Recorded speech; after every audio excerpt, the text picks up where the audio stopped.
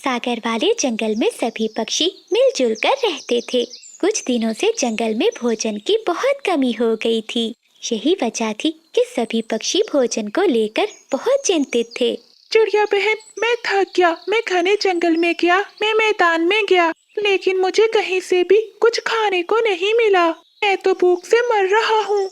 तोते भैया, कबूतर और कौवों का परिवार भी भूखा है और मेरे बच्चों ने भी कुछ नहीं खाया। तो क्या चिड़िया बहन, अब हमें इस जंगल को छोड़कर किसी दूसरे जंगल में जाना होगा? तोते भैया, ऐसा मत सोचें। इस जंगल में हमारे सभी बड़े पक्षी रहते थे। उन सब की शादी हैं। हम इसी जंगल में रहकर ही कुछ करेंगे, जिससे हम सब पक्षियों को पेट भरकर भोजन मिल सके। कोमल चिड़िया वहाँ से उड़ती है और एक जंगल के सबसे पुराने घर में बूढ़ी कपी के पास जाती है। माँ जी, हम बहुत परेशान हैं। जंगल में खाने के लिए भोजन नहीं है। बेटी, मुझे ये बताओ, क्या तुम सब पक्षियों में से किसी ने कभी कोई जंगल में नया पौधा लगाया है? नहीं माँ जी। क्या किसी ने कभी कोई पेड़ लगाया हो या फिर सब्जियाँ? नहीं माँ जी, हम तो जंगल में कोई फल ढूंढ लेते हैं या किसान के खेत से दाना उठाकर खा लेते हैं। बेटी, जो दूसरों से उम्मीद रखता है वो हमेशा भूखा रहता है। ये लो पोटली। इस पोटली में सब्जियों के बीज और कुछ बड़े पेड़ों के बीज हैं। माँ जी, मैं समझ गई। हम सब पक्षियों को मिलकर काम करना होगा। अपने जंगल में अपनी जरूरत के अनुसार हमें सब्जियाँ और पेड़ पौधे लगाने होंगे, ताकि हम ना सही हमारे आने वाली नस्लें एक अच्छी जिंदगी गुजार सकें। हाँ बेटी, तुमने बहुत अच्छा समझा। फिर कोमल चिड़िया बूढ़ी कपी से वो बीज लेती है और वहाँ से चली जाती है। बिजली बहन, इस पोटली में बीज हैं। हम सबको मिलकर काम करना होगा। सब्जियाँ पहले उग जाएंगी और फिर बाद में पेड़ भी उग जाएंगे। हाँ हाँ चिड़िया, जब तक ये पौधे बड़े होंगे हमारी हड्डियाँ भी गल सड़ जाएंगी। क्या फायदा ऐसे काम का जिसका फायदा हमें ही ना हो और बाद में आने वाले पक्षी राज करें। बिजली बहन, अगर यही बात सोचते तो जंगल में कोई भी काम ना होता। हमें काम करना होगा। हमें अपना भोजन खुद ही उगाना होगा। लेकिन बिजली कपी चिड़िया की एक बात नहीं सुनती और वहाँ से चली जाती है। वो अपने पति को जाकर सारी बात बताती है। बिजली, तुम छोड़ो उस छोटी चिड़िया को। वो तो हमेशा चूं चूं करती रहती है। तुम चलो मेरे साथ, मेरे मामा के पास चलो।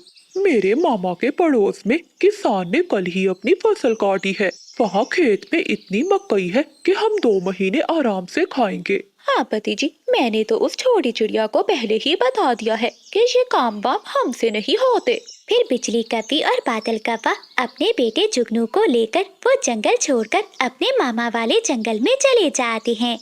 लेकिन कोमल चिड़िया के बाकी दोस्त पक्षी उसकी बात मान लेते हैं और वो चिड़िया के साथ काम करवाने लगते हैं। कोमल चिड़िया और उसके दोनों बच्चे मिलकर जमीन में बीज बो रहे थे। चिंकी तोती और कबूतरी भी चिड़िया के साथ काम करवा रही थी, जबकि तोता और कबूतर नदी से पानी लेने चले जाते हैं। शाम तक वो सभी पक्षी मिलकर सभी पौधों के बीज बो देते हैं। चिड़िया बहन, हमारा काम तो हो गया। अब चीकू जी और कबूतर भैया आ जाएं तो फिर हम इन्हें पानी देकर घर चले जाएंगे। हाँ तोती बहन, बस उन्हीं का इंतजार है। दूसरी ओर बिजली कपी और बादल कपा दूसरे जंगल अपने मामा के पास पहुंच जाते हैं। बादल कपी के मामा के घर के बाहर एक अंगूरों की बेल थी। भांजे, आज से ये बेल तुम्हारी है। तुम जितने चाहो इस बेल से अंगूर खा सकते हो। मामा जी, हम रात कहाँ रहेंगे? बिजली, ये भी कोई पूछने वाली बात है। मामा जी के घर में ही तो रहेंगे, और कहाँ रहेंगे भला।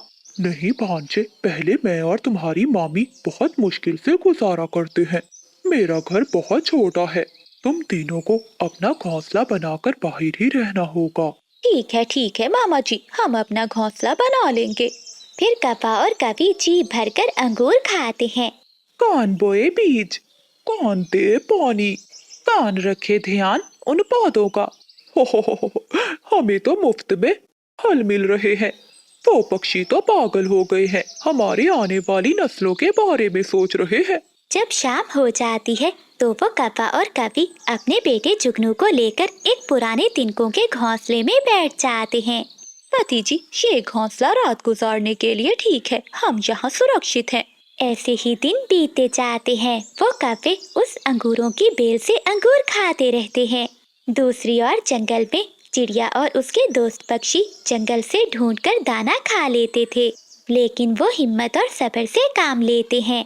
उनके पौधे अब तेजी से बढ़ रहे थे, क्योंकि वो सभी पक्षी मिलकर उनकी रक्षा कर रहे थे। आहिस्ता आहिस्ता जंगल में ठंड बढ़ने लगती है। अब कौवों की अंगूरों के बेल भी खत्म हो चुके थे। बादल जी, अब तो इस बेल के अंगूर भी खत्म हो गए हैं। बिजली, तुम चिंता क्यों करती हो? चलो मेरे मामा के घर चलते हैं, वो हमें खाने को भोजन देगा और कोई नया रास्ता भी बता देगा। बादल कौवा और बिजली कौवी जब मामा जी के घर जाते हैं तो उनके घर को बाहर से ताला लगा हुआ था। दूर एक बुलबुल बैठी हुई थी। बुलबुल, ये मेरे मामा जी कहाँ चले गए?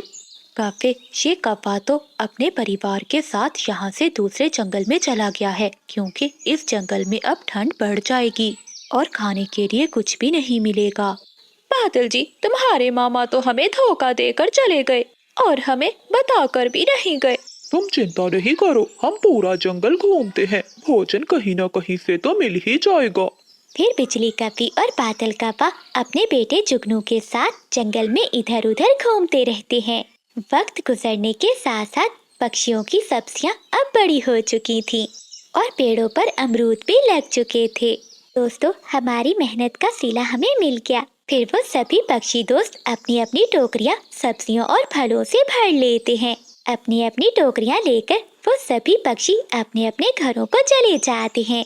रात हो जाती है, लेकिन अब उन्हें कोई भी चिंता नहीं थी। तोता अपने परिवार के साथ और कबूतर अपने परिवार के साथ सुरक्षित बैठे हुए थे। वहीं चिड़िया भी अपने दोनों बच्चों के साथ घर में सुरक्षित थी। मुश्किल में थे तो वो कौवे थे, जो अनजान पक्षियों की तरह इधर उधर मारे मारे फिर रहे थे। मम्मा, मम्मा, मुझे बहुत ठंड लग रही है।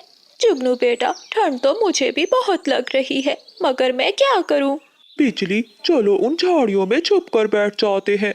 वो तीनों झाड़ियों में जाकर छुप जाते हैं, लेकिन वहाँ तो ओस का पानी था, उन्हें और भी ठंड लगती है। अगली सुबह हो जाती है।